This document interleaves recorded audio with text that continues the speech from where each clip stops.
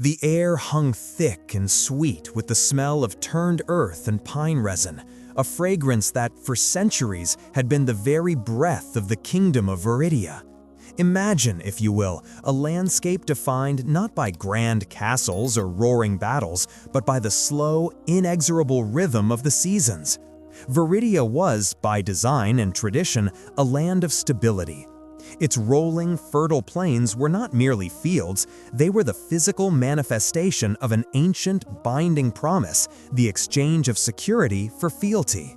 The ruling body, the Council of the Steadfast, ensured the roads remained safe, the granaries full, and the old laws honored. They demanded much: taxes, military service, and unquestioning loyalty, but they delivered on their core covenant: no Viridian shall starve, and no neighbor shall steal. This was the great, unblinking eye of order, peaceful, productive, and utterly rigid. But as any farmer knows, the deepest quiet often precedes the sharpest storm. The ground may look firm, yet beneath the surface, the smallest seed can exert a pressure that will eventually crack the hardest stone. This is the story of two such seeds, two lives woven into the fabric of Viridia's peace, whose personal oaths and simple plows would soon be tested by a rising disquiet. 1. Ilara, the weight of the soil. Our first character stands knee-deep in that fertile, dark soil. Ilara Vancroft was 24, and the calluses on her hands were thicker than any velvet glove. Her inheritance was not a title or a strongbox, but 10 generations of expertise encoded in her blood, the knowledge of when to plant, how to prune, and the secret names of every pest and beneficent insect. She was a yeoman farmer of the first rank, managing the most productive farm in the Valley of the Whisperwind. Her life was an unending cycle of labor, yet there was a profound pride in it. To be a Viridian farmer was to hold the nation's life in your hands. Ilara's oath, sworn over her father's grave, was simple: to feed her people. The system's grinding gear. Ilara, however, was not just a farmer, she was a master accountant of the land. And she was beginning to see the numbers shift. The stability of Viridia came at a high price, the tithes of security. Each year, a precise, calculated portion of the harvest had to be rendered to the council's granaries. In theory, this surplus was stored against years of drought or war. In reality, the calculation was increasingly skewed. For the last 3 years, the council had subtly, imperceptibly raised the required yield. They did not change the percentage, that would be an open breach of the old laws. Instead, they changed the measurement. A standard bushel was redefined. The required quality of the grain was raised, meaning poorer yields were now rejected and still counted against the farmer's total. The council calls it optimization, Ilara muttered one evening running an abacus. They call it efficiency. I call it a larger basket. The result was that Ilara, and every farmer like her, was working harder, producing more, and keeping less. Her neighbors were starting to dip into the emergency seed stock just to make their quota. The ancient promise, no Viridian shall starve, was slowly being eroded by bureaucratic decree. Ilara's plow was sinking deeper, but the stability it was meant to secure felt increasingly unstable.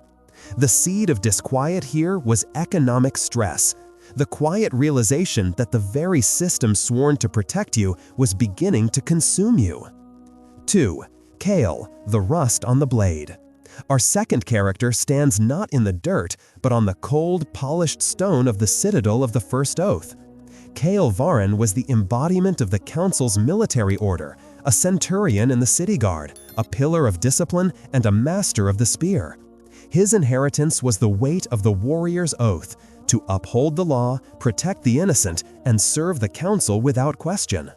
He was a man of fierce, principled loyalty, believing deeply in the noble cause of Viridian stability. Kale's life was one of structured perfection, drills, patrols, and the quiet satisfaction of ensuring the peace that allowed Ilara to work her fields. He saw the world in clean, straight lines: duty, honor, sacrifice. The stain of ambiguity. Kale's disquiet did not begin with a law, but with a command. The Council of the Steadfast, in their wisdom, decided that the increasing complexity of the tithe collection required a demonstration of authority. Farmers, after all, were simple people. They needed to be reminded of the strength behind the law. Kale was tasked with leading a small, elite patrol to the Whisperwind Valley, Ilara's valley. Their mission was to stand guard during the final tally of the harvest. Centurion, his commander, a grim-faced captain named Varus, instructed, "Your presence is a reminder. If the farmers object to the tally, their objection is not a legal petition. It is an act of disorder. You are to quash disorder swiftly and definitively." Kale bristled. "Quash disorder, Captain, of course. But what if their objection is justified? What if the tally is false?" Captain Varus gave him a look Kale would never forget. A cold, practiced dismissal. The tally is the council's. The council is the law. Therefore, the tally is justified. Your duty is to the oath, Centurion, not to their arithmetic. The journey to the valley was heavy. Kale was a man who lived by the letter of the law, but Varus's words had introduced a corrosive ambiguity. His oath was to protect the innocent, but now the council was suggesting that loyalty to the council superseded justice for the innocent. He felt a strange, cold sensation, like the rust on a perfectly maintained blade. The seed of disquiet here was moral conflict, the chilling discovery that the system's interpretation of order was starting to conflict with his personal definition of right. 3. The first encounter. The grain and the spear. The setting for their collision was the great communal threshing floor of the Whisperwind Valley, a broad expanse of packed earth where the entire harvest was laid out for the council's clerks. Ilara was there, supervising the final weighing. She was not shouting or protesting, she was arguing, calmly and rigorously, using the council's own ledgers. "Clerk Phineas," she said, tapping a scroll with a calloused finger, "last year this field yielded 500 standard measures. This year, the weather was better, the soil amendments were perfect, the physical yield is demonstrably higher, yet your tally reads 480. Explain how a better harvest results in a lower official measure." Clerk Phineas, a weasel of a man dressed in the council's crisp wool, simply shrugged. "The new moisture content index, Farmer Ilara. The council has determined that your grain is too moist to meet the new steadfast grade. We deduct the weight of the assumed excess water. Next field, please." Ilara stared at him. She knew the moisture content was perfect. This was not a policy. It was theft, shrouded in paperwork. At that precise moment, Kyle's patrol entered the threshing floor. The sight of the armed guards, men of his own division, sent a sudden, chilling silence through the assembled farmers. Kyle saw Ilara. She was not a rabble-rouser. She was a woman calmly presenting facts, her face etched with the exhaustion of honest labor, not malice. "Centurion Varon," Clerk Phineas called out, his voice suddenly gaining a theatrical, trembling edge. "This farmer is obstructing the collection. She refuses to accept the official tally, an act of disorder." The moment was a fulcrum. Kyle was bound by his oath, by the orders of Varus, and by the expectation of the council. His spear was the physical extension of the law. He walked forward, his armor clinking loudly in the silence. Ilara did not flinch. She met his eyes, eyes that were the same profound brown as the fertile soil she worked. "Farmer Vancroft," Kyle's voice was steady and professional, "the council's tally is the law. Step away from the ledger." Ilara looked from his eyes down to the gleaming tip of his spear. She saw not just a guard, but a man trapped. "Centurion," she replied, her voice low and clear, "the council's promise is the law to keep us from want. If you enforce this false tally, you are breaking their promise, not upholding it. You are enforcing the want." The seeds take root. It was a stalemate, a perfect, tense crystallization of the conflict. The Plow, representing the productive, honest effort of the people, stood against the oath, representing the coercive power of the state. Kyle took a breath. He looked not at the clerk, but at the faces of the silent farmers. He saw not insurrection, but fear and despair.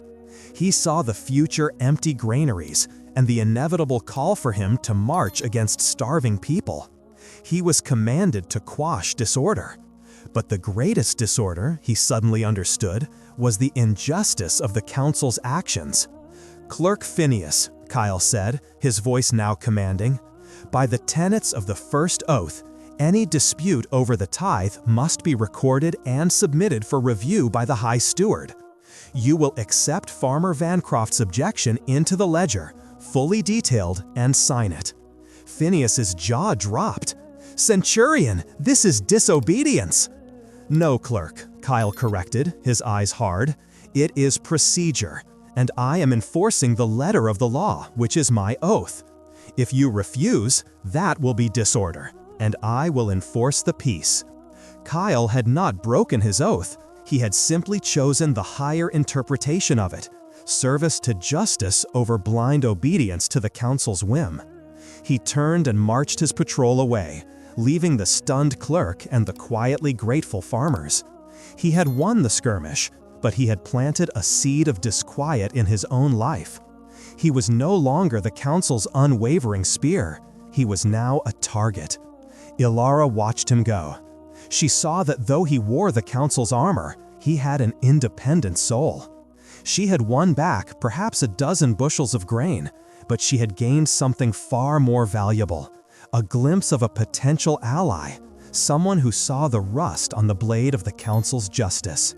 The stability of Viridia had been broken, not by a peasant riot or a foreign invasion, but by a quiet realization shared by a farmer and a soldier. The covenant is broken.